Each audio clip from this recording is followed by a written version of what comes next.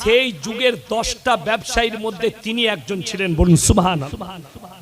কিন্তু যেদিন থেকে পর্দা ফরজ হয়েছে, রিওয়ায়েতে আছে সেই দিন থেকে নবীর এবং সাহাবীর বিবিরা পায়ের নখটা পর্যন্ত হুজরাখানা থেকে বের করেনি। জোরে বলুন সুবহানাল্লাহ। আমাদের মায়েদের একটা ভালো রোগ আছে। রোগটা কি? স্বামী কলকাতা গেছে, স্বামী বাজারে আছে, দুপুর বেলায় ভাত খেয়ে পাড়া ঘুরতে বেরোয়, তাই না? কোথায়? খালার ঘরে, ফুপুর ঘরে। ও স্বামীর অনুমতির কোনো প্রয়োজন নাই। মায়েরা শুনবেন, পায়ের নখটা পর্যন্ত বাড়ি থেকে বের করতে পাবে না স্বামীর অনুমতি ছাড়া। স্বামী যদি বাজারে থাকে আর মা যদি মারা যায়, তোমার খবর আসে, আগে স্বামীর অনুমতি নিতে হবে, তারপরে তুমি তোমার মায়ের বাড়ি যেতে পারবে। এটা ইসলাম। আমার বন্ধুগণ, আমার ভাই, নিজের বিবি এদিকে পর্দায় রাখুন। পর্দা, পর্দা মানে কি? ডাক্তারখানা যেতে পাবে না, স্কুলে যেতে পাবে না। আচ্ছা, আমাদের এই যুগে মেয়েদিকে ঢাকার ব্যবস্থা আছে না? না। কাপড়ের দোকান উলুবেড়িয়ায় আজ থেকে 50 বছর আগে বেশি ছিল না, এখন বেশি আছে। তারপরও মেয়েদের কাপড় ছোট পড়ে যাচ্ছে, ঠিক কিনা কথা বলে? এই অনেক যুবক আছে আমাদিকে বলে, হুজুর আপনাকে খুব ভালোবাসি, ফটো তুলছে আমার সাথে, সেলফি নিচ্ছে আমার, আর চুল কেটেছে শুয়োরের মাথার মতো। হ্যাঁ, ভালোবাসে আমাকে আর জামা পরছে নাচনেওয়ালার মতো। অবাক হয়ে যাবে। ছিঁড়া প্যান্ট পরছে, ছিঁড়া প্যান্ট। আগে ফকিররা, গরিব লোকরা ছিঁড়া প্যান্ট পরতো, ঠিক কিনা কথা বলে? আর এখন যারা স্ট্যান্ডার্ড তারা ছিঁড়া প্যান্ট পরছে। আমির খান বলে একটা আর্টিস্ট আছে, জানেন তো? কাদের ওটা? ওটা মুসলিম নাকি? কথা বলেন, কে বললে মুসলিম? খানটা আছে বলে? ওই রকম খান গাদামাল আছে, মুসলমান লয়। মুসলমান বলা যাবে না। তার বিটির বিয়ে হলো, তার জামাই বিয়ে করতে হলো আন্ডার প্যান্ট পরে।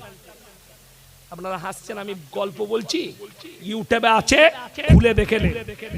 সে ছুটে ছুটে এলো, 4 কিলোমিটার না 5 কিলোমিটার ছুটে এলো, গেঞ্জি পরে আর আন্ডার প্যান্ট পরে বিয়ে করতে এসেছিল। নতুন যুগ, আধুনিক যুগ। আমি রোজার মাসে কোথায় ইফতারি হাওড়াতেই কোথায় করতে গেলাম, তো একটা ছেলে নাস্তা দিচ্ছিল, এমন চুল কেটেছে মনে হচ্ছে ইন্দুরে ছিঁড়ে নিয়ে গেছে।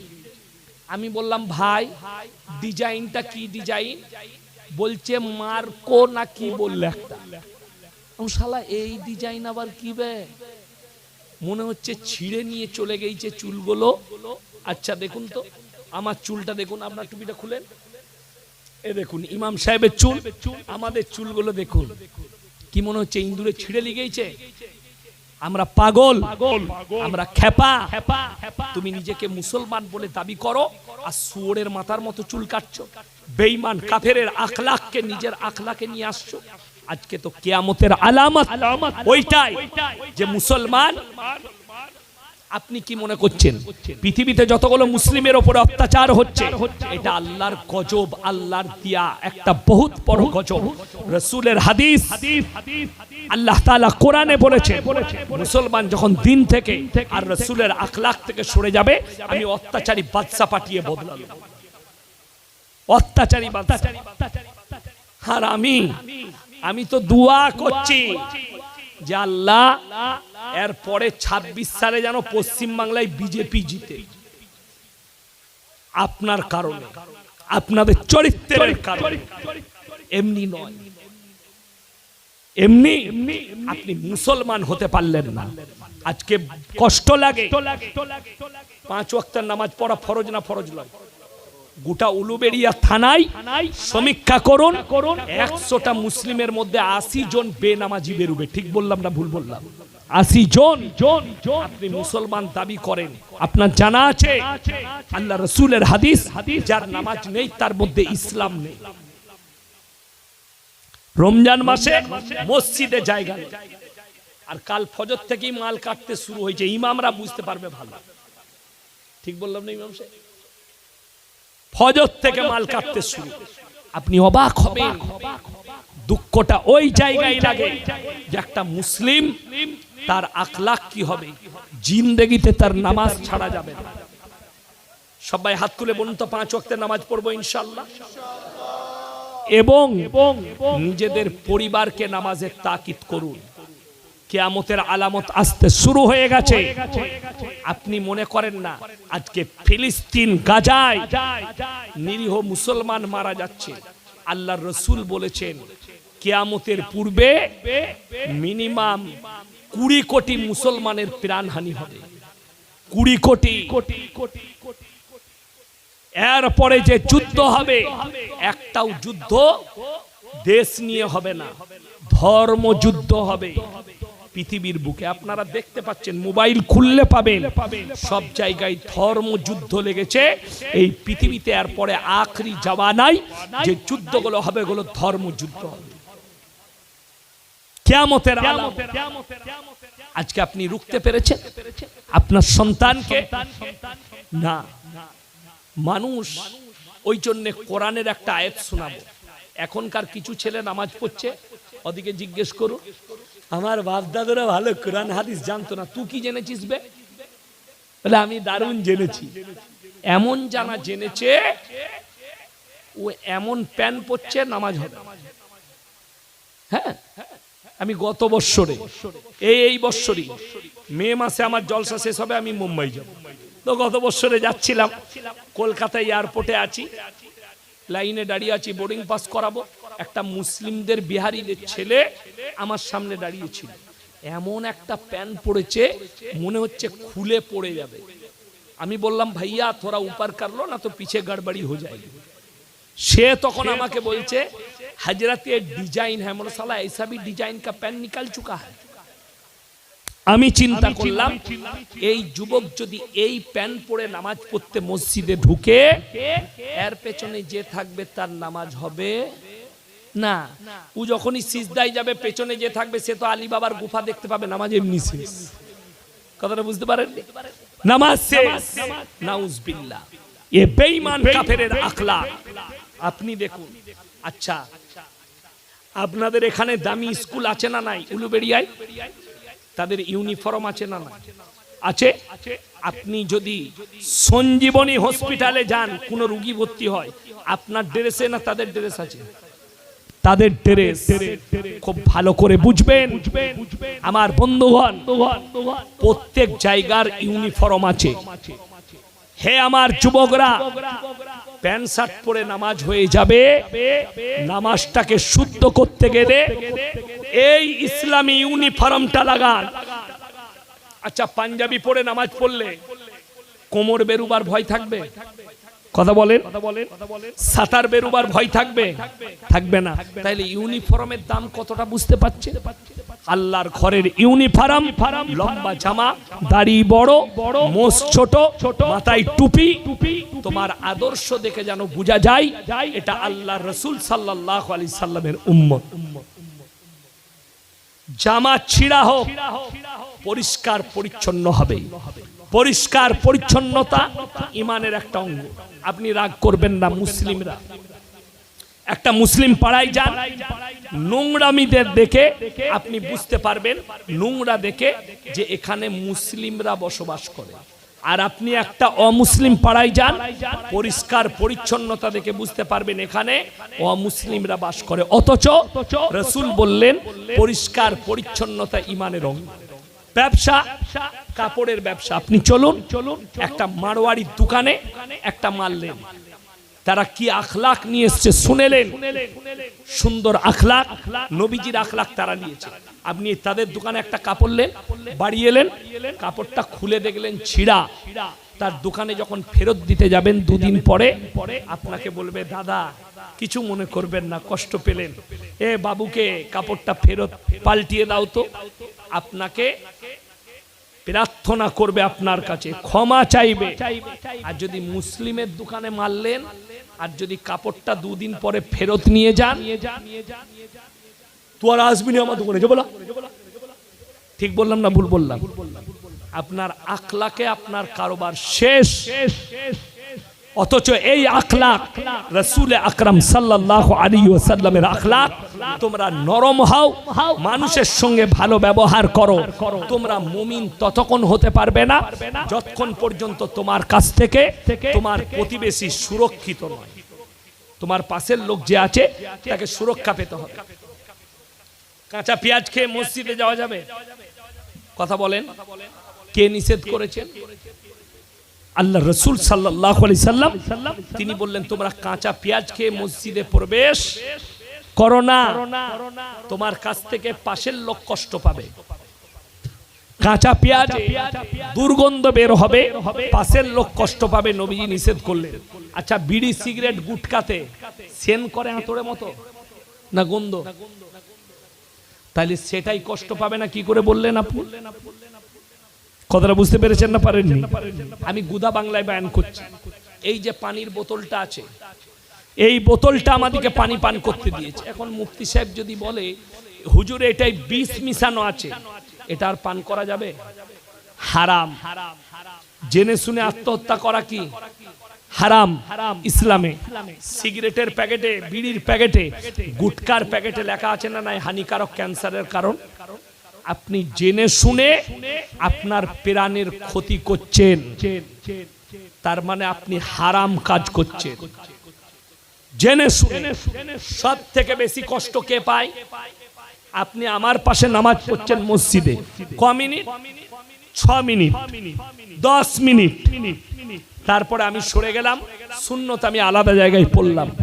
কিন্তু সব থেকে বেশি সময় যে আপনার কাছে কাটাবে তার নাম হচ্ছে আপনার বিবি।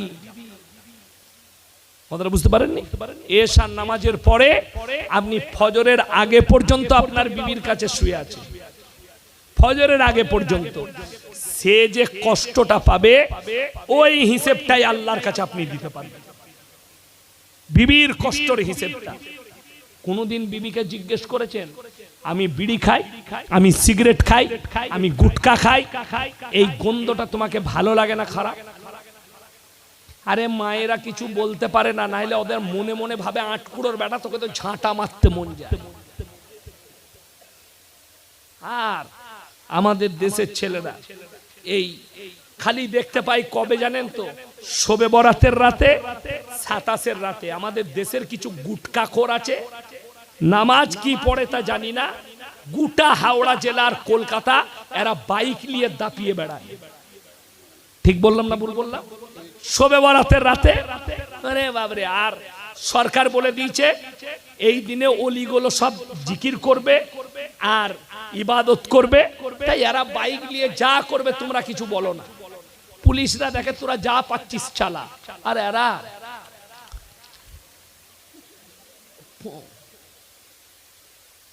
ইমান ধ্বংস এমনি হয়নি, আপনি মজাক বানিয়েছেন ইসলামে, মজাক। আরে শবে বরাতের নামাজ তো সে পড়বে যে 365 দিন এশার নামাজ পড়ছে, একদিনও পড়ে না নামাজ। ও খালি শবে বরাতের রাতে ওর দাদিকে জান্নাতে পাঠাবে, কবরস্থানে গিয়ে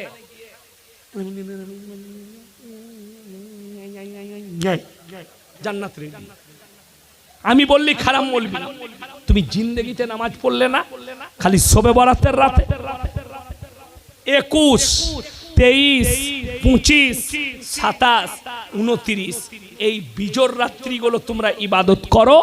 আমাদের দেশের কারা মুসলমান এরা খালি 27-এর রাতে ইবাদত করবে। ঠিক বললাম না? কে বলল আপনাকে? আপনি 5টা দিন ইবাদত করুন, 21, 23, 25, 27, 29 এই রাত্রিগুলোর মধ্যে আল্লাহ তাআলা গোপন করেছেন এই রাত্রিতে তোমরা সবে কদরকে খুঁজো। এই রাত্রিতে আপনি খুব ইবাদত করুন, কোনো অসুবিধা নেই। কিন্তু আপনি পেশাল করে 27-এ, পেশাল করে শবে বরাতে, হে আমার যুবক, অনুরোধ করে বলে যাচ্ছি, ইসলামটাকে নিয়ে মজাক বানিও না, নামাজকে নিয়ে মজাক বানিও না। তোমরা মাজাক বানিয়েছো। 5 ওয়াক্তের নামাজ পড়ো, শবে বরাতের রাতে তুমি যদি 2 রাকাত পড়ো কাজ হয়ে যায়। কথাটা বুঝতে পারেননি? 2 রাকাত পড়লে, কিন্তু কোন নামাজ না, 5 ওয়াক্তের নামাজ পড়ে না, শবে বরাতের রাতে ও নামাজ পড়বে। আচ্ছা বলুন তো, এখানে স্কুল আছে না নাই? একটা ছেলে পরীক্ষা, কোনো পরীক্ষা দেয়নি, খালি সামান্য কি করেছে, টেস্ট পরীক্ষা দিয়েছে, হাতের একটা কাজ নিয়ে গেছে, মৌখিক পরীক্ষা দিয়েছে, সে পাস করবে তো? নম্বর দিবে তাকে? দিবে না, ছাঁটা করে নম্বর দিবে। তো কবরে যদি ফেরেশতারা জিজ্ঞেস করে, নামাজ ওটা খালি পড়তে পারি না, রোজা ওটা খালি রাখতে পারি না, কি করেছি? বলে শবে বরাতের রাতে 80 রাকাত পড়ে।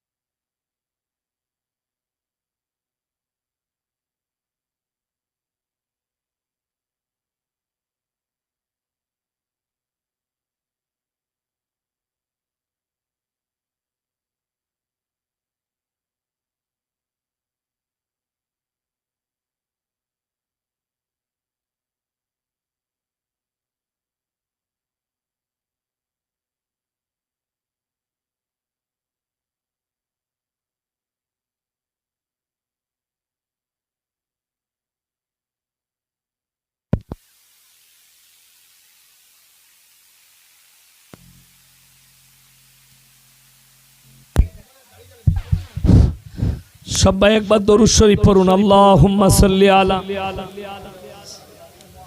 আলি মুহাম্মদ ওয়া আলা আলি ইব্রাহিম ইন্নাকা হামিদুম মাজিদ। আল্লাহুম্মা বারিক আলা মুহাম্মাদিন ওয়া আলা আলি মুহাম্মদ কামা বারাকতা আলা ইব্রাহিম ওয়া আলা আলি ইব্রাহিম ইন্নাকা হামিদুম মাজিদ। আমার ভাই, নামাজকে মাজাক বানাবেন না। আমাদের দেশে 60% এরকম লোক আছে বেনামাজি, যারা চায়ের দোকানে বসে নামাজিদের মাজাক উড়ায় না, দাড়ি টুপির মাজাক উড়ায়। এবং তারা কি বলে জানেন? আমরা নামাজ না পড়তে পারি, রোজা না রাখতে পারি, আমরাই ভালো লোক। বলে না এরকম লোক আছে না? যারা নামাজ পড়ে না, রোজা রাখে না, তারা বলে আমরা নামাজ রোজা না করতে পারি, কিন্তু আমরা বদমাশ লোক নয়, আমরা ভালো লোক। এই ব্যক্তি যারা আছেন তারা খুব ভালো করে শুনবেন, কিয়ামতের দিনের 2টো রাস্তা, একটাই জান্নাতীরা প্রবেশ করবে, একটাই জাহান্নামীরা। জান্নাতি যারা থাকবেন, কোরআনে আছে, আল্লাহ বললেন এরা জাহান্নামী দিকে দাঁড় করাবে। কি বলে? ফি জান্নাতি ইয়াতাসাআলুনা আনিল মুজরিমিনা মা সালাকাকুম ফি সাকার। এই জাহান্নামী ভাইরা, দাঁড়াও, তোমরা বলতে আমরা ভালো লোক, তোমরা কেন আজকে জাহান্নামে যাচ্ছ? তারা উত্তর দেবে, প্রথম 1 নম্বর উত্তর, ক্বালু লাম নাকু মিনাল মুসাল্লিন, আমরা নামাজি মুসল্লিদের মধ্যে ছিলাম না। 100টা 80টা লোকের মধ্যে 60% মুসলিম ইচ্ছাকৃতভাবে নামাজ কাজা করে। ঠিক বললাম না ভুল বললাম? চায়ের দোকানে বসে থাকে, মসজিদে আজান হচ্ছে, নামাজ পড়তে আসেন। তাদেরকে দাওয়াত দিতে গেলে তারা কি উত্তর দেয় জানে? ইমামকে, আমাদের সাথী ভাইদিকে উত্তর দেয়, আমি চেষ্টা করছি কিন্তু সময় হচ্ছে না। বলেন না একটা গজল আছে, কাজকে বলো নামাজ আছে, নামাজকে বলো না কাজ আছে। কথাটা বুঝতে পেরেছে? কাজকে বলে দাও আমার নামাজ আছে, নামাজকে বলো না আমার কাজ আছে। নামাজ আগে, ইবাদত আগে। আপনি যেটা ভাবছেন সেটা নয়। আচ্ছা, আমাদের বাপদাদারা কেউ আছে না চলে গেছে? এই দুনিয়াটা 1 নম্বর প্ল্যাটফর্ম। আপনি যেটাই আছেন 1 নম্বর প্ল্যাটফর্মে আছেন। আল্লাহর কসম, আপনাকে 4 নম্বর প্ল্যাটফর্মে যেতে হবে, তবে আপনি বুঝতে পারবেন আমি কোথায় ঢুকেছি। নাম্বার 2 নম্বর প্ল্যাটফর্মটা হচ্ছে কবর, মৃত্যু। কবরে যেতে হবে আপনাকে। এই যে শরীরটা দেখছেন, এটা অরিজিনাল শরীর না নকল? কথা বলেন। নকল শরীর। লিভার নকল, কিডনি নকল, এইগুলোর কাজ থাকবে। আচ্ছা বলুন তো, এ জান্নাতে কে কে নামাজ পড়বেন? তাড়াতাড়ি হাত তুলে। আল্লাহ, জান্নাতে মসজিদ নাই, নামাজ পড়ার মারামারি। এইখানে মসজিদটা আছে, এই মসজিদটা ভুলবেন না। এইখানে নামাজ পড়বেন। জান্নাত ইবাদতের জায়গা নয়, উপভোগের জায়গা। জোরে বলুন সুবহানাল্লাহ। জান্নাতটা উপভোগের জায়গা, নামাজ পড়ার ইবাদতের জায়গা নয়। সেখানে চলুন কি কি উপভোগ করবেন আমি বলে দেবো। তার আগে বলি, এই যে শরীরটা আমরা মরে যাওয়ার পরে মাটির সাথে মিশে না? মিশে না। অনেক জনা বলে গোর আযাব হয়। আযাবটা কার হয়? শরীরের না, রুহের আযাব হয়। কার আযাব? রুহের আযাব হয়।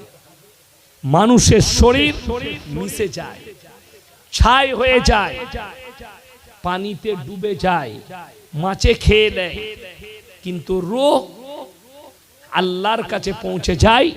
তারপরে তাদের রূহ কবরের মধ্যে আনা হয়, রুহের জগতে চলে যায়। সেখানে আযাব হবে। প্রথম কিয়ামতের দিনে আল্লাহ দাঁড় করাবে নবী আকরাম সাল্লাল্লাহু আলাইহি ওয়াসাল্লামকে। বেঈমান কাফেররা প্রশ্ন করেছে যে আমরা মিটে যাওয়ার পরে আল্লাহ কেমন করে আমাদেরকে দাঁড় করাবেন। ওই জন্য আল্লাহ কোরআনে কসম খেয়ে নিয়েছে। জোরে বলুন সুবহানাল্লাহ। আল্লাহ নিজে কসম খেয়েছেন, কি বলে? লা উকসিমু বিয়াউমিল কিয়ামা, আমি কসম খাচ্ছি কিয়ামতের দিনের। ওয়ালা উকসিমু বিন্নাফসিল লাওয়ামা, আর আমি কসম খাচ্ছি ওই সমস্ত আত্মার। আয়াহসাবুল ইনসানু আল্লান নাজমা ইদামা, যারা বলে আমরা মিটে যাওয়ার পরে আল্লাহ আবার কি করে আমাদেরকে দাঁড় করাবে। বালা কাদিরিনা আলা আন নুসাউইয়া বানানা বাল ইউরিদুল ইনসানু লিয়াবচুরা আমাম। আমি শুধু তোমাদের আকৃতি নয়, এই আঙ্গুলেতে দাগ আছে না না, হাতেতে লাকির আছে না না, এইগুলোকেও পরিপূর্ণ করে দাঁড় করাতে সক্ষম। জোরে বলুন সুবহানাল্লাহ। দ্বিতীয় প্ল্যাটফর্মের নাম হচ্ছে আপনার কবর। তৃতীয় নম্বর প্ল্যাটফর্মের নাম হচ্ছে কিয়ামতের ময়দান। আর কিয়ামতের ময়দানটা উলুবেড়িয়া নয়, কিয়ামতের ময়দানটা হবে আল আকসার ময়দানটাই হবে কিয়ামতের ময়দান। গোটা পৃথিবীর মানুষকে ওই জায়গায় আল্লাহ জড়ো করবে আল আকসার ময়দানে। ওটাই হবে কিয়ামতের ময়দান। পৃথিবী দাজ্জালের সঙ্গে যুদ্ধটা হবে ওই ফিলিস্তিনে। কার? হযরতে ঈসা মসিহ। হযরতে ঈসা মসিহ হত্যা করবেন, ওই জায়গাতেই হত্যা করবেন। কাকে? দাজ্জালকে। আমার ভাই, এই লাস্ট প্ল্যাটফর্ম যেটা আছে কিয়ামতের ময়দান, ওই জায়গাটা যদি আপনি পাস করাতে পারেন আপনার কামিয়াব। চতুর্থ নম্বর প্ল্যাটফর্ম দুটো থাকবে, একটা জাহান্নাম, একটা জান্নাত। আল্লাহ যেন আমাদের সকলকে, নারী পুরুষকে জান্নাতের উত্তর অধিকারী করে। সকলে বলুন আমিন। দুনিয়ার কোনো মূল্য নাই, ভ্যালু নেই। আপনি মারা যাবেন, আপনার সম্পদের মালিককে? আপনার সন্তান, ওয়ারিস। আপনার কোনো মূল্য নাই। আমি মারা যাব, এই যে দেখছেন আমার শরীর, আমার হাতে ঘড়ি, কাছে মোবাইল, পকেটে টাকা, পরনে লুঙ্গি, এগুলো সব আমার আওলাদদের হয়ে যাবে, তারা পেয়ে যাবে। আমাকে শুধু একটা কাফন লেপটিয়ে কবরে শোয়ানো হবে। আর মানুষ মরে গেলে কি বলে জানেন? লাশটা সরা। সমাজের লোক বলে এই লাশ রাখতে নেই, তাড়াতাড়ি দাফন করে দাও, নবীজি বলেছেন দেরি করতে নেই, তাড়াতাড়ি দাফন করো। আল্লাহ কোরআনে কসম খেয়েছে, কি বলে? ওয়ান্নাজিয়াতি গরকা, আমি কসম খাচ্ছি ওই ফেরেশতা যারা আমার হুকুমে দ্রুত গতিতে তোমাদের শরীরে, গরকা মানে হচ্ছে ডুব মারা, তোমার শরীরে ডুব মেরে তোমাদের আত্মাকে হরণ করে নিয়ে আসে। ওয়ান্নাশিতাতি নাশত, আমি ওই ফেরেশতার কসম খাচ্ছি, তোমাদেরকে কবরে শোয়ানোর পরে তোমার আত্মীয় স্বজন ফিরলেই দ্রুত গতিতে পৌঁছায় আর কোমরের বাঁধনগুলো খুলে দিয়ে তোমাদের কাছে প্রশ্নরা উত্তর করে। এটা কোরআনের ভাষা। এরপরে আপনি কি করে বলছেন? দুনিয়ার মহব্বতে আপনি মশগুল হয়ে আছেন। বেঈমান কাফেররা আখরি জামানায়, রাসূল বলেছেন আখরি জামানায় কিয়ামতের মারাত্মক আলামত, রাস্তাঘাটে কুকুরের মতো নারী পুরুষ জিনা করতে লাগবে, জিনা আম হয়ে যাবে, পৃথিবীতে অবৈধ সন্তানে ভরে যাবে, হারাম আওলাদে। বর্তমানে পৃথিবীর সব থেকে বড় মুফতি, তিনার নাম হচ্ছে মুফতি তাকি উসমানী, পাকিস্তান। মোবাইলে সার্চ করবেন পাবেন। 6 মাস আগে পাকিস্তানে একটা কনফারেন্স হয়েছিল উলামাদের, শেখদের। সেইখানে উনি বক্তব্য দিতে গিয়ে বলেছিলেন, কিয়ামত से पहले पूरे दुनिया में, पूरे आलम में हराम औलादों से भर जाए। আজকে মুসলমানের কাছে সব থেকে বড় পাপ যেটা ছুটে এসছে, সেই পাপটা কি? লোকের বউকে নিয়ে পালিয়ে গিয়ে ঘর করা। কথাটা বুঝতে পারেননি? হচ্ছে না হয়নি? হচ্ছে। উলুবেড়িয়ার ছেলে লোকের বউকে নিয়ে পালিয়ে গিয়ে বর্ধমানে ভাড়া ঘর নিয়ে আছে। বর্ধমানের ছেলে লোকের বউকে নিয়ে পালিয়ে এসে উলুবেড়িয়া আছে, ভাড়া ঘর নিয়ে বাস করছে, সমাজ তাদিকে সাথে মিশতে লিখছে। আমি বলে যাচ্ছি, মাসলা শুনেলেন, মায়েরা শুনবেন, ভাইয়েরা যারা অবৈধ সম্পর্কে জড়িয়ে আছেন, যারা মনে করছেন লোকের বউটা নিয়ে পালিয়ে যাব, আমার সঙ্গে সম্পর্ক আছে, আপনার মধ্যে যদি এতটুকু সর্ষের দানা পরিমাণ ঈমান থাকে, আপনি ভালো করে শুনবেন। আগের স্বামী যতক্ষণ না তালাক দিবে, ডিভোর্স দেবে, এবং সেই নারী 3 মাস 10 দিন 3 হায়েজ পর্যন্ত ইদ্যত পালন না করবে, পৃথিবীর সব মৌলবি যদি এক কাছে হয়ে নিকাহ পড়ায়, নিকাহ হবে না। হারাম, অবৈধ সম্পর্ক। আমার মা বোন, স্বামীর খিদমত করো, স্বামীর সঙ্গে ভালো সম্পর্ক রাখো। নবীজি বললেন, কোন মা, মায়েরা ভালো করে শুনবেন, এটা আপনাদের জন্য, কোন মেয়ে তার যদি স্বামী মারা যায়, সে যদি নিজের যৌবনকে কুরবানি করে সন্তানের মুখের দিকে তাকিয়ে সন্তান দিকে যদি সে মানুষ করে, যৌবনের কুরবানি দিয়ে, সেই মেয়েটা বেশক জান্নাতি। জোরে বলুন সুবহানাল্লাহ। আর সে যদি ইচ্ছা করে সে বিবাহ করতে পারে ইদ্যত পালনের পরে। এখন যদি বলেন হারাম আওলাদ গুলো কিভাবে প্রমোট হবে, আমি আজকে বর্ধমান জেলা থেকে জলসা করতে এসেছি। আমাকে যদি মুফতি সাহেব জিজ্ঞেস করে, ভাই আপনার পরিচয় কি, আমি আমার বাপের নাম বলবো না, মায়ের বাপের। আমি মৌলানা শওকত আলী মাজাহিরির ছেলে। ইনাকে যদি জিজ্ঞেস করি আপনার পরিচয় কি, ইনি বাপের নাম বলবেন না, মায়ের। আমাদের বাপ মারা গেলেও আমরা কি বলি, আমি মৃত অমুকের ছেলে, ঠিক কি না? আপনাদের এখানে ছাগল আছে না? না আছে। আচ্ছা, ছাগলের বাচ্চা হলে পাঁঠার বাচ্চা বলেন না ছাগলের? কথা বলে না? ছাগলের। গায়ের বাচ্চা হলে ষাঁড়ের বাচ্চা বলেন না? গায়ের বাচ্চা। খুব ভালো করে বুঝবেন, সোনার পানি দিয়ে লেখে রাখার মতো কথাটা বলে যাচ্ছি। আল্লাহ মানুষের ইনসানের পরিচয় ঘটিয়েছে বাপের দ্বারা, আর জানোয়ারের পরিচয় ঘটিয়েছে মায়ের দ্বারা। তার দলিল শুনেলেন ইমাম আবু হানিফা রাহিমাহুল্লাহ। তিনার কাছে একদল মহিলা এসে বললেন, হে যুগের ইমাম, আপনি বলুন একটা পুরুষ 4টা বিয়ে করতে পারে শরীয়তে ইসলামে? 4টা বিয়ে করা যায় যাচ্ছে না নাই? কথা বলে। আমাদের নামে তো অভিযোগ উঠেছে মুসলমান 4 বিবিয়া রাখতে हैं। আসামের মুখ্যমন্ত্রী হিমন্ত বিশ্ব শর্মাজি তিনি বলছেন মুসলমান 4 বিবিয়া রাখতে हैं।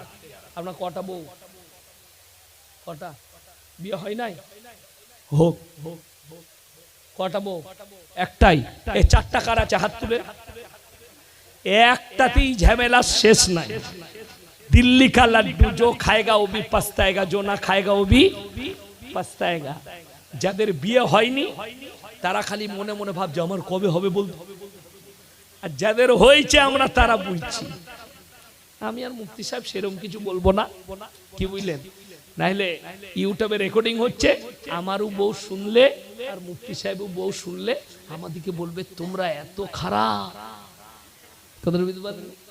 আচ্ছা, আলেমরা ছাড়া আপনারা বলুন, কেউ যদি দ্বিতীয় বিয়ে করতে চায় বউয়ের কাছে ইজাজত লাগবে না? লাগবে না? লাগবে। আচ্ছা, ভালো বউ কারো আছে যে আপনি বলবেন আমি কালকে বিয়ে করব, তোমাকে চুমু খাবে না, ঝাঁটা করে মারবে? ওই জন্য আলেম আর সাধারণের পার্থক্য। দ্বিতীয় বিয়ে করার জন্য বিবির কাছে অনুমতি লিবার কোনো প্রয়োজন নাই। অনেক যুবক মনে মনে ভাবছে এতদিনে একটা ভালো হুজুরকে দাওয়াত দিয়েছিস, কাল কি করে নেব, তুই আমার খাবি আমিও খাবো। আর মায়েরা মনে মনে করছে আচ্ছা 8 কুড়োর বেটাকে দাওয়াত দিয়েছে, এ তো আবার বিয়ে করার কথা বলছে। না, আমি ইসলাম বুঝাচ্ছি। তুমি বিবির বিনা অনুমতিতে বিয়ে করতে পাবে দ্বিতীয়। বাধাটা কোথায় জানেন? শরীয়তে বাধা হচ্ছে তোমার মন যদি বলে দুটো বিবিকে সমান চোখে দেখতে পারবো না, তোমার জন্য একটাই বিবি যথেষ্ট। কেউ যদি দুটো বউ রাখে দুজনকে সমান চোখে দেখতে হবে। একটা বউকে 500 টাকা দামি শাড়ি আর একজনকে 300 টাকা, তুমি রেডি হয়ে যাও, কবরে কেলানি থেকে তোমাকে কেউ রুখতে পারবে না। একটা বউকে 20 টাকা কিলো চাল আর একজনকে 35 টাকা, তোমার কবরের আযাব কেউ রুখতে পারবে না। এইটাই শরীয়ত বলছে, সমান চোখে দেখতে পাবে। ইমাম আবু হানিফা রাহিমাহুল্লাহ বললেন তোমরা কাল সকালে এসো, আমি উত্তর দেব। এই কথা যখন বলেছেন মহিলারা চলে গেছে। এরপরে ইমাম আবু হানিফা রাহিমাহুল্লাহ বাড়িতে এলেন, খানা খেতে বসেছেন। মায়েরা ভাইয়েরা ভালো করে শুনবেন ঘটনাটা। যখন খানা খেতে বসেছেন তখন উনার মেয়ে জিজ্ঞেস করছে আব্বা আপনি এত টেনশনে কেন আছেন? বললে মা মহিলারা এমন একটা প্রশ্ন করেছে আমি উত্তর দিতে পারি। কি প্রশ্ন? পুরুষরা 4টা বিয়ে করতে পাবে, মহিলা কেন পাবে না? তিনি বললেন আব্বা কাল সকালে ওই মহিলা কটাকে আমার কাছে পাঠান, আমি উত্তর দেব। পারবে? হ্যাঁ। তারপরের দিন ফজরের পরে ওই মহিলারা যখন এসছে পর্দায় দাঁড়িয়েছে, হে যুগের ইমাম আপনি উত্তর দেন। বলে উত্তর আমার কাছে নয়, আমার বাড়িতে যাও, আমার মেয়ের কাছে উত্তর রাখা আছে। সেই মহিলারা বাড়িতে এলেন, এসে তিনার মেয়েকে বললেন তুমি কি উত্তর দিবে? হ্যাঁ। তোমরা বসে যাও। সব মহিলা বসে গেলেন। রেওয়ায়েতে আছে সকলের হাতে একটা করে কাটোরা ধরালেন, বাটি, যাও পর্দার আড়ালে আর নিজের নিজের স্তন থেকে দুধ বের করে নিন। সব মহিলা অল্প করে দুধ বের করে আনলেন, একটা ডিব্বার মধ্যে ঢেলে দিলেন। এরপরে ইমাম আবু হানিফা রাহিমাহুল্লাহর মেয়ে বললেন দুধগুলো নিজের নিজের বের করে নাও। সেই মহিলারা বললে তুমি পাগল মেয়ে, সেই যুগটা টেকনোলজির যুগ ছিল না, সায়েন্সের যুগ ছিল না। ইমাম আবু হানিফার মেয়ে বলল, শোনো, পাগল আমি নয়, পাগল তোমরা হয়ে গেছো। তোমরা যে বলছো 4টা বিয়ে করব, তোমরা দুধগুলো বার করতে পারলে না, নিজের নিজের মিক্স হয়ে গেছে। একটা ছাগল মাঠে গেলে 5টা পাঁঠা মিলামিশা করতে পারে। কার বীর্য থেকে বাচ্চা হয়েছে আল্লাহ ছাড়া কেউ জানে না। একটা গাই মাঠে গেলে 5টা ষাঁড় মিলামিশা করতে পারে। কার বীর্য থেকে বাচ্চা হয়েছে এটা আল্লাহ ছাড়া কেউ জানে না। তোমাদের মধ্যে আর জানোয়ারের মধ্যে কোনো ফারাক থাকবে না, তোমরা যদি 4টা স্বামী রাখতে চাও। ওই জন্যে ইসলামে পরিচয় দিয়েছে আল্লাহ ইনসানের বাপের দ্বারা, জানোয়ারের পরিচয় মায়ের দ্বারা। আপনার কাছে গুগল আছে, সার্চ করুন, America, Africa, London, Japan, German, উত্তর কোরিয়া, দক্ষিণ কোরিয়া, চাইনা, ব্রাজিল, অস্ট্রেলিয়া, যতগুলো বেঈমান কাফেরের দেশ আছে তারা তাদের পার্লামেন্টে পাস করিয়েছে। এর পর থেকে যতগুলো বাচ্চা জন্মগ্রহণ করবে তারা ইচ্ছা করলে মায়ের পরিচয়েও বসবাস করবে। তাদের মধ্যে আর জানোয়ারের মধ্যে কোনো ফারাক থাকবে না। কেন? ইহুদি নাসারারা এমন একটা চক্র ফেলেছে আপনি অনুভব করতে পারবেন না। সেই চক্রটার নাম দিয়েছে প্রেম। চক্রটার নাম কি বললাম? প্রেম। ইসলামে প্রেম জায়েজ আছে, মায়ের সাথে, ভাইয়ের সাথে, বোনের সাথে, বাবার সাথে, প্রতিবেশীর সঙ্গে, ফুপুর সঙ্গে, নানা নানি, দাদু দাদি, প্রতিবেশী, এদের সঙ্গে প্রেম জায়েজ আছে। বেঈমান কাফেররা যেটা তোমাকে দিয়েছে, একজন নারীর সঙ্গে অবৈধ সম্পর্ক হারাম, কোন মতে জায়েজ। যদি বলেন, অনেক যুবকদের প্রশ্ন, আমি একটা মেয়েকে নিয়ত করেছি তাকে বিয়ে করব, এই নিয়তেও কি প্রেম করা যাবে না? হারাম। প্রস্তাব পাঠাতে পারে। কিসের? বিবাহের প্রস্তাব তার বাপের কাছে, তার পরিবারের কাছে। যদি বলেন দলিল কি আছে, আল্লাহর নবীর মেয়ের সঙ্গে কার বিয়ে হয়েছিল? কথা বলেন। হযরতে আলী রাদিয়াল্লাহু তাআলা আনহুর সঙ্গে বিয়ে হয়েছিল, জামাই নবীজি। কিন্তু জানেন প্রথম প্রস্তাবটা পাঠিয়েছিলেন হযরতে উসমানে গনি রাদিয়াল্লাহু তাআলা। ইয়া রাসূলুল্লাহ, আমি আপনার মেয়ে ফাতেমাকে বিবাহ করতে চাই। নবীজি উত্তর দিলেন, হে উসমানে গনি, তুমি ফাতেমার থেকে ভালো বিবি পাবে, ফাতেমা তোমার থেকে ভালো স্বামী পাবে। এটা ছিল নবীজির উত্তর। হযরতে উসমানে গনি হাসলেন, আর নবীজি বললেন, তকদিরে যেখানে আছে সেখানে হবে। হযরতে আলীকে ডাকলেন, আলী যাও, দেলমোহর নিয়ে এসো, তোমার সঙ্গে আমার মেয়ে ফাতেমার নিকাহ দেওয়া হবে। জোরে বলুন সুবহানাল্লাহ। আপনি প্রস্তাব পাঠাতে পারেন, ভাই অমুককে বলুন উনার মেয়েকে আমার খুব পছন্দ, কিংবা আপনার বাপকে বললেন, মাকে বললেন, অমুকের মেয়েকে আমার পছন্দ, যদি তারা বিয়ে দেয় আমি বিয়ে করতে রাজি আছি। জায়েজ তরিকা। এই হাওড়া জেলায় পানচিনি হয় বিয়ের আগে, হয় না? পানচিনি। কোন মৌলবি যদি প্রমাণ করাতে পারে হাদিস কোরআন থেকে এটা অ-ইসলামিক কালচার, ইসলামের কোন কালচার নয়, এটা সুন্নত তরিকা নয়। সুন্নত তরিকা আমাদের বর্ধমানে বলে আশীর্বাদী, আপনাদের বলে পানচিনি। এটা কোনো সুন্নতি তরিকা নয়। সুন্নতি তরিকা সেটা হচ্ছে মসজিদের ভেতরে নিকাহ হবে। নবীজির জামানায় নিকাহ হতো কোথায়? মসজিদের ভেতরে। ছেলেকে নিয়ে এলেন, মেয়ের এজেন্ট চলে এলো, ছেলে মসজিদে আছে, ইমাম সাহেব নিকাহ পড়িয়ে দিলেন, নিকাহ হয়ে গেল। আচ্ছা বলুন তো, মসজিদের ভেতরে নিকাহ হলে ক্যামেরাওয়ালা ঢুকতে পারবে? কথা বলে না? কোনো হারাম কাজ হবে? হবে না। প্যান্ডেলে বিয়ে করার কারণে সমস্ত অ-ইসলামিক কালচারগুলো আমাদের মধ্যে আছে। হাওড়া জেলায় রং খেলা হয় না, আমাদের বর্ধমানে রং খেলা হয় বিয়ে। আপনাদের এখানে হয় রং খেলা? হারাম, রং খেলা হারাম।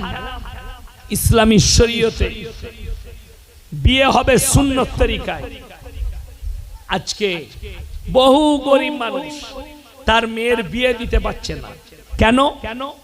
পাঞ্চিনি করার ক্ষমতা তার নাই। পাঞ্চিনিতে 200টা 300টা লোক নিয়ে আসে, আনে না? পাঞ্চিনি করবে 200টা লোক, পাঞ্চিনি হবে মানে আমাদিকে বলছে হুজুর ছেলের বিয়ে বিনা পয়সায় দিচ্ছি, 1 টাকা নিবে না, কিন্তু ঠিক বীজ মারবে ঘুরিয়ে। এই দিকে লয়, নাকটা এরম করে ধরা হবে, আবার ঘুরিয়েও ধরা হবে, না হবে না? দুদিকেই ধরা হবে। তুমি ঘুরিয়ে নাক ধরছ, কোরআনে আছে ফাইন কানা লাকুম কাইদুন ফাকিদুন, তোমরা যে কায়দা চালাকি করছো আমি আল্লাহ তোমাদের থেকে বেশি কায়দা জানি। যে কোনো জিনিসকে সুন্নত তরিকায়। আচ্ছা বলুন, ইমাম সাহেব বেশি সুন্নত জানবেন আপনি? ইমাম সাহেব, তাহলে আপনার মেয়ের বিয়ে হলে ইমাম সাহেবকে বস করাবেন না? আমাকে একটা বিয়েতে আমার দুঃসম্পর্কে আত্মীয় বললে হুজুর আপনি আসবেন, দিন ঠিক করব। তখন আমার জলসা ছিল না, বর্ষার সময়। আমরা যাব, আমি দিন ঠিক করতে গেলাম, আমার ডায়েরিটা নিয়ে গেলাম। কি বুঝলেন তো? আমাদের বাঙালিদের একটা গুণ আছে, মেহমানকে যখন চা দেয় চায়ের সাথে ডিম সিদ্ধ দেয়, দেয় না? দেয় না? ডিম, চা, বিস্কুট, চানাচুর, পাঁপড়। তো আমি যখন নাস্তা করতে বসলাম, চা খাবো, খাবার খাই না, আমি চা খাবো। তো চায়েতে দেখছি চানাচুর, বিস্কুট, পাঁপড় দিয়েছে, ডিম সিদ্ধ দেয়নি। আমি মনে মনে করলাম আল্লাহ ভুলে গেছে না কিনতে পারে নাই, যা বটে বটে। বিয়ের সময় দিন ঠিক করছি, আমাকে বলছে হুজুর ডায়েরিটা দেখুন তো, ফাল্গুন মাসের প্রথম সপ্তাহে। আমি বললাম বাবা শনিবার বিয়ে দাও, রবিবার অলিমা, আর সোমবার তোমার জামাই মেয়েকে নিয়ে চলে আসবে। ছেলের বাপ বলছে আমি বাইরে থেকে আসি। ও বাইরে গেছে, আমি আমার ড্রাইভারকে বললাম দেখ তো হুজুর কোথায় গেল। ও বাবা, ও গিয়ে দেখছি বাইরে ফোন লাগাইছে। কাকে? বড় মুফতি সাহেবকে। বড় মুফতিকে? তার বউ। ওর থেকে বড় মুফতি তো কেউ নাই। হ্যাঁ, ওকে ফোন লাগিয়েছে। ওই দিক থেকে হযরত ফতোয়া দিচ্ছে না, শনিবার বিয়ে দিয়া চলবে না, শনি লেগে যাবে। হুজুর জানে না, শালা আমি জানি না, শনি লেগে যাবে। আমার কথা মানলো না। সোমবার বিয়ে, মঙ্গলবার অলিমা, বুধবার মেয়ে জামাই নিয়ে যাবে। আমার কথা রাখলো না। আমি আল্লাহকে বললাম আল্লাহ এই বিয়ে যেন ভেঙে যায়। বিশ্বাস করুন আমি এই দোয়া করে এলাম। ঠিক 20 দিন পরে আমাকে বলছে হুজুর বিয়েটা হবে না। মানে তোর বউকে জিজ্ঞেস কর শনিটা কি করে লাগলো, তো সোমবার করেছিস। আমি বাড়িতে এসে আমার বিবিকে জিজ্ঞেস করলাম হ্যাঁ গো ডিম দেয় নাই কেন? বলে তুমি জানো না মেয়েদের ফতোয়া হচ্ছে বিয়েতে ডিম দিলে বিয়ে ভেঙে যাবে। আমরা আল্লাহ ডিমের এত কি করে পাওয়ার হলো, আমরা মৌলবীরা জানি না। আচ্ছা বলুন তো ডিমের মালিক কে? মুরগির মালিক কে? তাহলে ডিম কি করে বিয়ে ভাঙাবে? এটা বহুত বড় একটা কুসংস্কার এবং শিরকের সমান পাপ হবে যে বিয়ে ডিম ভাঙিয়ে দিবে। শুধু তাই নয়, বিয়েতে যদি দেখাশোনা হয় মেয়েদিকে বলে দেখবেন একবার যে আচ্ছা জেলেপিও নিয়ে আসি না, জেলেবি দিতে নাই প্যাঁচ লেগে যাবে। ওই জেলেবিতে প্যাঁচ মারা আছে। ফতোয়া কার? খালহাল, ফুপুর, দাদির ফতোয়া। এরাই তো সমাজ থেকে অর্ধেক শেষ করলে। ফতোয়া দিয়ে জেলেবি দেওয়া যাবে না। কেন? প্যাঁচ লেগে যাবে। আচ্ছা জেলেবিতে যদি বিয়েতে প্যাঁচ লাগে, যে জেলেবি তৈরি করছে তার বেটা বিটির তো জীবনে বিয়ে হবে না, সে তো প্যাঁচ মেরেই গেছে। তার আর বেটা বিটির বিয়ে হবে কোনোদিন? নাউজুবিল্লাহ। কুসংস্কার কোথা থেকে এলো? ও ইসলামিক কালচার। এই কুসংস্কার আমাদের চলে আসছে। আমার যখন বিয়ে হয় তো আমি কোনো কিছুই পালন করি নাই। সকালবেলায় নতুন জামা ছিল, পরে আমি চলে গেলাম বিয়ে করতে গাড়িতে চেপে। বিয়ে যখন বাড়ি আসবো তখন আমার সম্পর্কে শালি হয়, তো আমাকে এসে বললে, হুজুর আপনি তো কিছুই মানেননি, একটা কথা আপনার কাছে রাখবো, কি আপনাকে সবাই দেখবে তো আপনাকে মধ্যখানে বসতে হবে। এমন তুই চেয়ারটা লাগা, আমি যাচ্ছি। কেউ হইলেন, আমি উজু টুজু করে ভালো করে ফ্রেশ হয়ে গেলাম, দেখছি দুটো চেয়ার লাগানো আছে, একটা ডান দিক একটা বাঁ দিক। আমি গিয়ে বাঁ দিকে চেয়ারটাই বসে পড়লাম। চারিদিকে মেয়েরা। একটা বুড়ি মা কি বলছে জানেন? হ্যালো, জামাইকে ডান দিকে বসতে হয়, নাইলে বিয়ে ভেঙে যাবে। আমি বললাম, ওলো আগে আমারটা ভাঙুক, তারপরে ফতোয়াটা আমিই দেব। আমার দুটো বিটি হয়ে গেল, আবার আল্লাহ দিলে হবে। এখনো পর্যন্ত আমার বিয়ে ভাঙলো না। সেই দাদিকে দেখা পেলে বলি, দাদি দুটো হয়েছে, এখনো ওয়েটিং এ আছে, মাল আবার আসবে, এখনো বিয়ে ভাঙলো না। কি জানিল? আমি বললো, এই লোটা কবরে যা, তারপরে বুঝবি। কুসংস্কার বাদ্দিনী, এইটা আপনাকে মাথায় রাখতে হবে। আজকে আমাদিকে দুটো কাজে আপনারা রেখেছেন ইমামকে, আলেম দিকে। কটা বললাম? দুটো। হলে আর মোলে।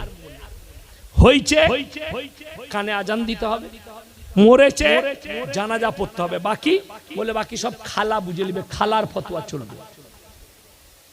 3 দিনে পালন করছে, 4 দিনে পালন, সাতার ফায়দা, ঘাটে উঠা, নফল 40 দিনে। আমি চ্যালেঞ্জ ছুড়ে গেলাম, পরশু দিনে আবার আসবো আমি বীরশিবপুরে, আবার জলসা আছে আমার। যদি কোনো বাপের বেটা মৌলবি থাকে তাকে নিয়ে আসবেন স্টেজে, হাদিসটা নিয়ে আসবে যে মানুষ মারা গেলে 40 দিনই মিলাদ দিতে হবে। এটা যদি প্রমাণ করাতে পারে আমি জীবনে আর বক্তব্য দেব না। কিন্তু বাপ দাদর বই মানবো না, আমি কোন হুজুরের বই মানবো না। দলিল লাগবে রাসূলের, দলিল লাগবে সাহাবীদের। আজকে বড় কষ্ট লাগে, হাওড়া জেলায় 12ই রবিউল আউয়ালে জুলুস বের হয়, হয় না? হয় না? বড় কষ্ট লাগে। 2 বছর না 1 বছর আগে বাগনানে ডিজে লাগিয়ে জুলুসে ড্যান্স করেছে মুসলিমদের যুবকরা। বাগনানে, ঠিক বলছি না ভুল বলছি? সেখানে একজন হুজুর ছিলেন ফুরফুরার, তিনি প্রতিবাদও করেছিলেন। আমি বলেছিলাম হারাম জুলুস বার করা। আমাকে বাগনানে কোলাঘাটের কাছে জলসা করতে গিয়ে দুটো যুবক দাঁড়িয়ে বললে, আপনাকে ফতোয়া দিতে হবে, প্রমাণ দিতে হবে, হাদিসে কোথায় লেখা আছে করা যাবে না। আমি বললাম দলিল আমি দেব। আমাকে বলছে কোথায় লেখা আছে? আমরা কোথাও লেখা নাই, করা যাবে না, কোথাও লেখা নেই। আমি বললাম উত্তর কিন্তু আমার কাছে আছে। যারা এখানে আছেন যুবকরা শুনে যান, আপনি যদি জিজ্ঞেস করেন জুলুস বার করা যাবে না কোথায় লেখা আছে, আমি বলে যাচ্ছি আমি মরে যাব, আমি চলে যাব। আমার সন্তান যারা আছো বেঁচে থাকলে দেখতে পাবে এই জুলুসের নাম করে একটা জামানা আসবে, ছেলে মেয়ে একসাথে ড্যান্স করবে, রুখতে পারবে না। এই বরবাদিও আপনাকে দেখতে হবে। আমার বর্তমানে ওভার ব্রিজের ওপরে গাড়ির পেছনে হিন্দি গান চাপিয়ে কলমা লেখা ঝান্ডা ড্যান্স করছে মুসলিম যুবকরা মদ খেয়ে।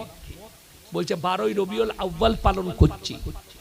শুনেলেন আমি যে জলসা করছি দলিল তাদের দলিল হচ্ছে নবীর রাসূলের মহব্বতে জুলুস বার করি। কাদের? যারা জুলুস বার করছে তাদের ওই হুজুরদের দলিল আমরা নবীর মহব্বতে করি। আমি আপনাকে বলি, নবীকে মহব্বত করেন, আল্লাহকেও মহব্বত করতে হবে না? হবে না? এশার ফরজ নামাজ ক রাকাত? 4 রাকাত। আমি যদি আজকে বলি যে কাল থেকে আল্লাহর মহব্বতে 6 রাকাত পড়বে, কেউ পড়বে? কি চাইবেন আমার কাছে? দলিল চাইবেন।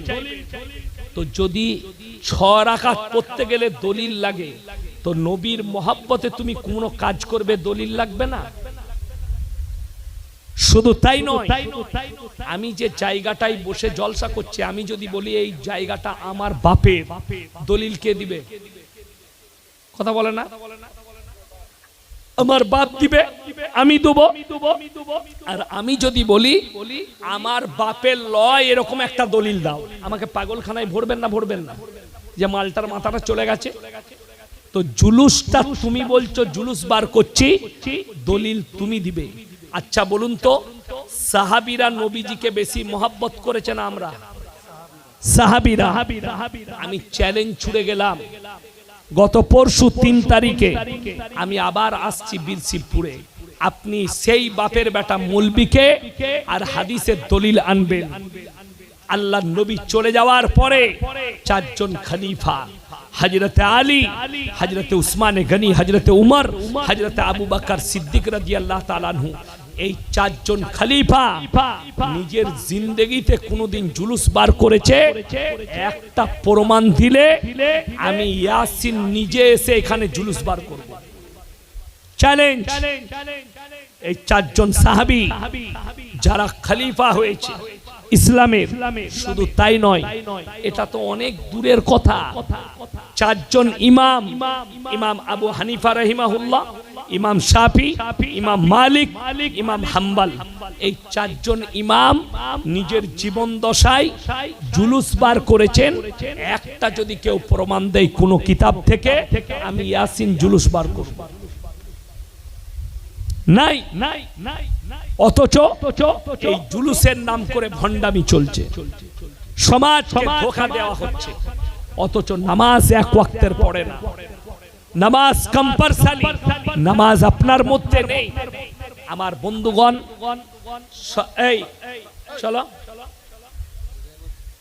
ও আমাকে দেখতেই দেখে যে মোবাইলে লোকটাকে দেখেছি এইখানে চলে এসেছে, কি ব্যাপার? ওই জন্য, আরে আমার বোন তুমি মোবাইলে দেখেলি বাবা, এই তো রেকর্ডিং হচ্ছে, কালকে ছেড়ে দিবে। আমার ভাই, সবাই নিয়ত করুন আমরা রাসূলের আখলাকের উপরে চলবো। জোরে বলুন ইনশাআল্লাহ। রাসূলের 1 নম্বর আখলাক শুনেলেন, নবীজি বলেছেন 5 ওয়াক্তের নামাজ আল্লাহ ফরজ করেছেন। করেছেন না করেননি? নামাজ আপনার ছাড়া যাবে না। 30টা রোজা ফরজ না ফরজ লয়? ছাড়া যাবে না। আপনি ফরজ ইবাদত গুলো করুন, তার সঙ্গে নফল গুলো থাকবে, আপনি কামিয়াবি পাবেন। যেমন আমাদের সমাজের লোক যাকাত দেয় না। অনেক লোক আছে দান বেশি করে দেয় কিন্তু যাকাত দেয় না। এইটা আপনি হিসেব করে যাকাত দিয়ে দেন, আপনি দান না করলেও কোনো যায় আসবে না। দানটা হচ্ছে বাড়তি নেকির কাজ, কিন্তু যাকাত যদি ফরজ হয় আর যাকাত না দেন, আপনি হারাম খাচ্ছেন, যাকাতের পয়সা খাচ্ছেন। এইটা মুসলমানকে, ইসলামটা বুঝতে হবে। আমি যে কাজটা করছি এটা কি রাসূলের কাজ? এটা কি শরীয়ত সম্মত? আপনাকে ভাবতে হবে। যদি আপনি মনে করেন যে না, ইমাম সাহেবকে জিজ্ঞেস, যেমন বলে দিই 2 টাকা হয়েছে, 2টো পয়সা হয়েছে, 2 লাখ টাকা জমিয়েছে, 5 লাখ টাকা জমিয়েছে, এরপর বলছে মৌলবীর কথা কে শুনবে? ছেলের জন্মদিন পালন করব। করছে না করেন? কার আখলাক? বেঈমান কাফেরের আখলাক। কোরআনে আছে গায়রিল মাগজুবি আলাইহিম ওয়ালাদ দাল্লিন। মাগজুম মানে ইহুদি, দাল্লিন মানে নাসারা। এই 2টো দলই পদভ্রষ্ট, এবং এদের যারা অনুসারী হবে তারাও পদভ্রষ্ট হয়ে যাবে। ওই জন্য অনুরোধ করে বলছি, কেউ বেঈমান কাফেরের আখলাক নিবেন না। তারা চারিদিকে আপনাকে জাল দিয়ে ঘেরছে যাতে করে মুসলিমদের ঈমান ধ্বংস হয়ে যায়। আমার ভাই, আল্লাহ খালি ঝটকা দিয়ে নমুনা দিচ্ছেন। 30 সেকেন্ডে যদি কয়েকটা বিল্ডিং ভেঙে পড়ে যায়, একটা শহর যদি 30 সেকেন্ডে তছনছ হয়, আল্লাহ তাআলা যদি 30 মিনিটের ভূমিকম্প দেয়, আপনার আমার কোনো অস্তিত্ব থাকবে? ভেবে দেখুন, আপনার আমার কোনো অস্তিত্বই থাকবে না, মিটে যাবে। তাই নামাজ কম্পালসারি। যদি বলেন নামাজ এত চাপ দিচ্ছেন কেন? আপনি পাপ করেন। আমরা চলতে ফিরতে পাপ হয়, হয় না? হয় না? আর কোরআন বলছে ইন্নাস সালাতা তানহা আনিল ফাহশাই ওয়াল মুনকার। নিশ্চয় নামাজ এমন একটা ইবাদত, মানুষ যখন নামাজ পড়ে আস্তে আস্তে অশ্লীল কাজ থেকে সরিয়ে নামাজটা দিকে ভালো কাজের দিকে নিয়ে যায়। জোরে বলুন সুবহানাল্লাহ। আপনি নামাজ পড়ুন, নামাজ আপনাকে ভালো কাজের দিকে নিয়ে যাবে, খারাপ কাজ থেকে সরাবে। একটা লোক যখন নামাজি হবে, যারা দাঁড়িয়ে আছে, মাথায় টুপি আছে, নামাজি, সে মদের আড্ডায় দাঁড়াতে পারবে? কে বাধা দিবে? তার নামাজ, তার দাড়ি, তার টুপি, তার লিবাস বাধা দিবে। সেই লোক খারাপ জায়গায় দাঁড়াবে না। সঙ্গ দোষে লোহা ভাসে। আমাকে দেখতে পাচ্ছে, আল্লাহ আমাকে সব দিয়েছে, দাড়ি দেয়, ঠিক কিনা? এই যে এইটুকু আছে, এইটুকু আপনি গিয়ে দেখুন, আমার ড্রাইভারকে দেখে মনে হবে আমার থেকেও বড় মন, এত বড় বড় দাড়ি।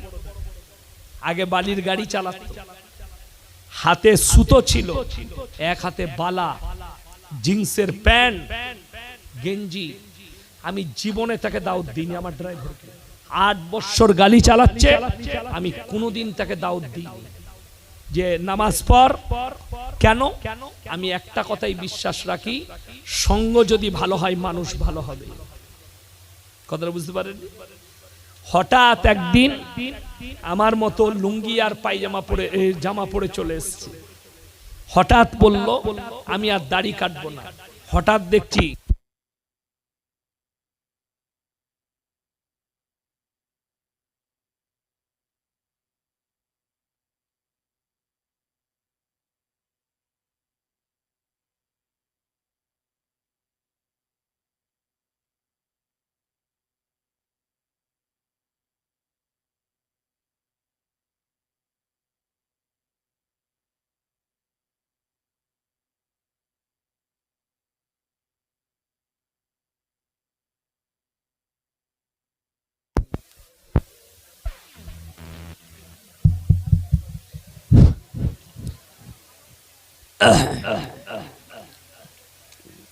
ভাই চলে যাবেন না, দোয়া নিয়ে যাবেন।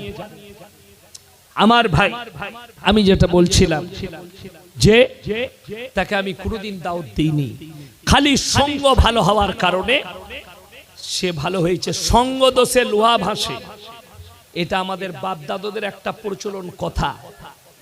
আমি একবার, তখন এতটা মানুষ আমাকে চিনত না, আমি পুরুলিয়া ডিস্ট্রিক্ট গেছি জলসায়।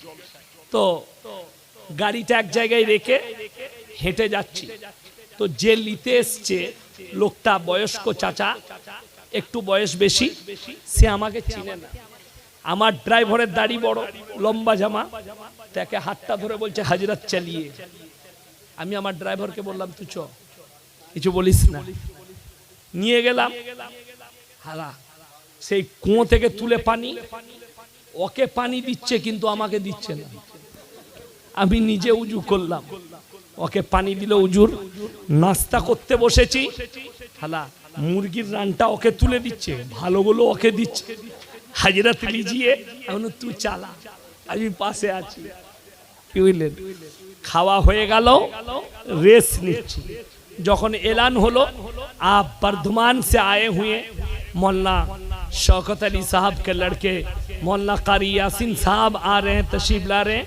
तो আমাকে যখন ডাকতে এলো সেই ব্যক্তিটাই এলো, এসে আমার ড্রাইভার যে হুজুর চলুন, আমি বললাম হুজুর ওটা লয়, হুজুর আমি। তখন বলে হযরত गलती हो गया। मैंने कुछ गलती नहीं, ये तो अल्लाह का कृपा है। दाढ़ीर बरकत, टुपिर बरकत, लिबासेर बरकत। কথাটা বুঝতে পারেননি? আপনার সন্তানকে বলবেন মাতালদের আড্ডায় না বসে একটা নামাজির কাছে বসে কাটাবে, ইমামের কাছে সময় কাটাবে, দুটো হাদিস জানতে পারবে, ভালো কথা, একটা ভালো লোকের কাছে উঠা বসা করবে, সন্তান ভালো হবে। খারাপের কাছে উঠা বসা, অনেকজন বলে আমার বন্ধুরা মদ খায়, আমি কিন্তু খাই না। কতদিন খাবে না?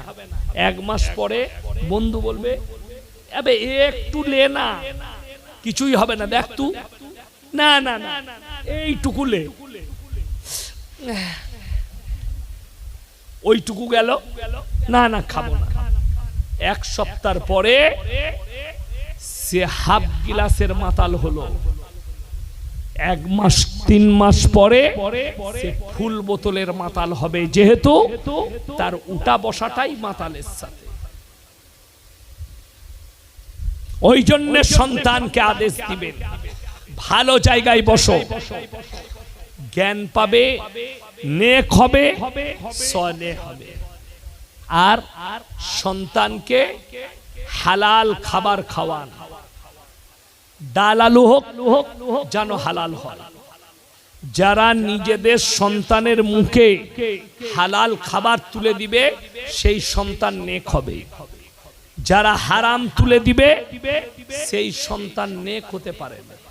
আজকে ভেবে দেখুন, আমরা এমন বাপ হয়েছি, একটা উপযুক্ত সন্তান তৈরি করতে পারছি না যে আমি মরে যাওয়ার পরে আমার জানাজা পড়াতে পারবে, আমার কবর জিয়ারত করতে পারবে, আমার জন্য এক খতম কোরআন পড়তে পারবে।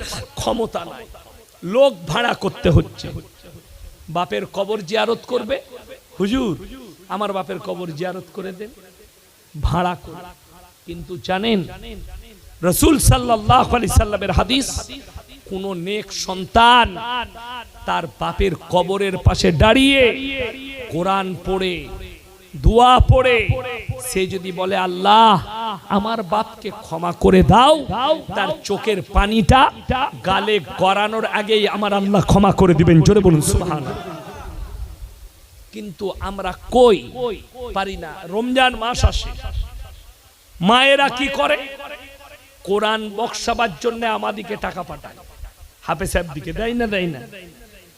আমার এক খতম বক্সে দিবেন 20 টাকা। গোটা গ্রামের মেয়েরা আমাকে টাকা দিবে। আমি পাইকিরি দোয়া করব না খাঁটি দোয়া করব? পাইকিরি রব্বানা আতিনা ফিদ দুনিয়া শেষ। তুমি মায়েরা ভালো করে শুনবেন, এরা মনে করে কোরআন বক্সাতে গেলে ইমাম দিকে দিয়ে বক্সাতে হবে, নিজে বক্সানো যাবে না। কে বললো তোমাকে?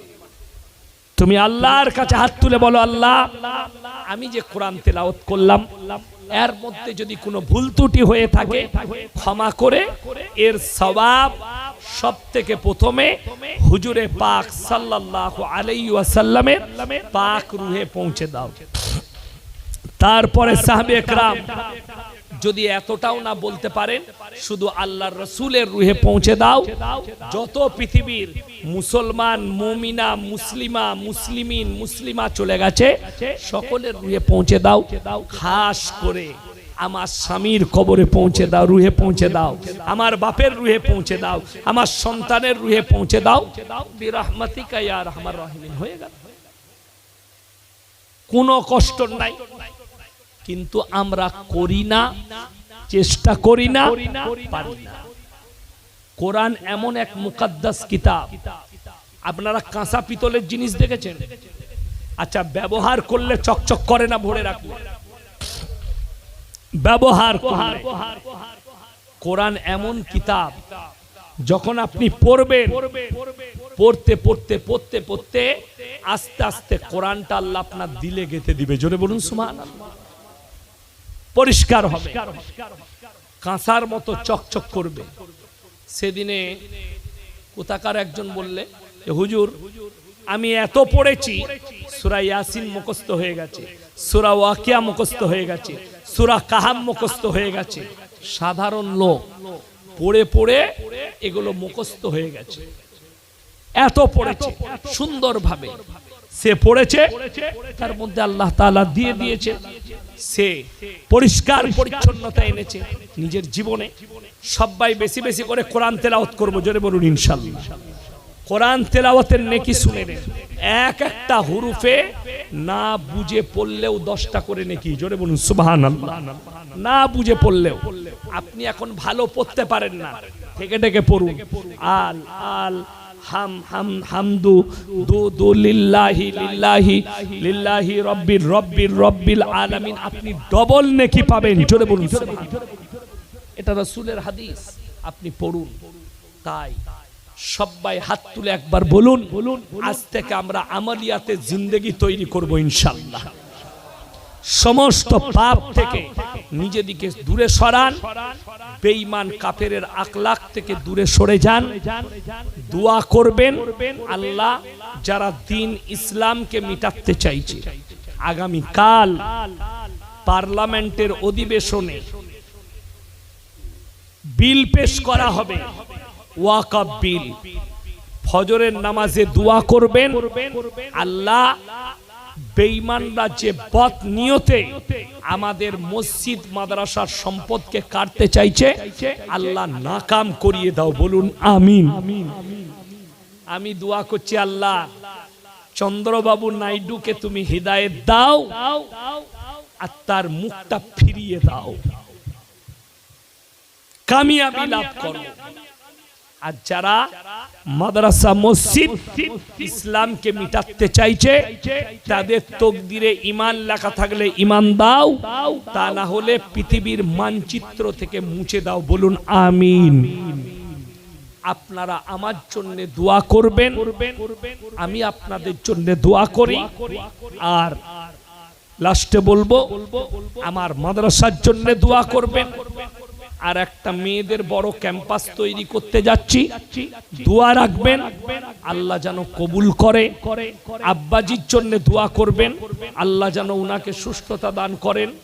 অনেক দুর্বল, রমজান মাসে রোজাও রেখেছেন এবং এতেকাফেও ছিলেন, কিন্তু সব জায়গায় যাবার মতো পরিবেশ না। এখানেও আসার কথা ছিল, আমাকে বললে বাবু আমাকে অত টানাটানি করো না, আমি অসুস্থ মানুষ, আমি আর বলতে পারবো না, আর ভালো লাগছে না। নাইলে আমি বলেছিলাম মুফতি সাহেবকে যে নিয়ে যাব, উনি শেষ দোয়াটা করবেন। চলো, হায়াত বাকি, মুলাকাত বাকি। আপনারা আমার জন্য দোয়া করবেন, আমি আপনাদের জন্য দোয়া করি। সবাই দরুদ শরীফ পড়ুন। আল্লাহুম্মা সাল্লি আলা